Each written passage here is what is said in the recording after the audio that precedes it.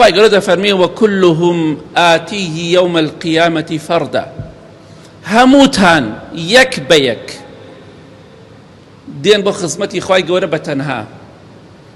بۆیە ئەو سەفەرەی کە لە پێشمانە، سەفەری مردن، سەفەرێکی تەنهاییە.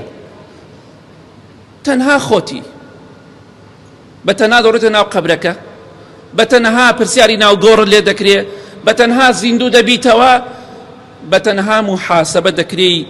بۆیە کاتێک کە زیندوو دەبیتەوە دەگەڕێتەوە بە خزمەتی خوای گەورە بە تەنها، واتە ئاگات لە کەس نییە. سەفەرێکی تەنهاییە، پەیوەست نیت بە هیچ کەسێکەوە، دڵت لای کەس نییە.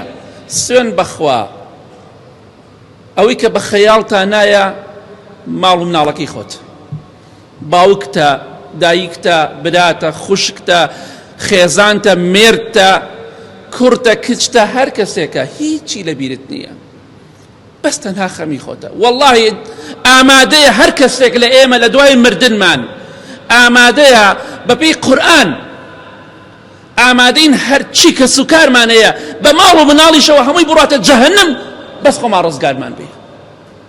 کەواتە وكلهم آتيه يوم القيامة فردا، بەتەنها دەگەڕێنەوە بەلای خوا، ئاگامان لە کەس نییە. لە دنیادا هەموو شتێ بۆ مناڵەکانمان دەکەین، ئەوەی توانامان هەبێ، بەڵام لە دوای مردنمان لێیان ڕاکەین، ئەوان لە ئێمە ڕاکەن. تەواو. کەواتە خۆت بۆ خۆت هەوڵ بدە، کەس فریات ناکەوێ.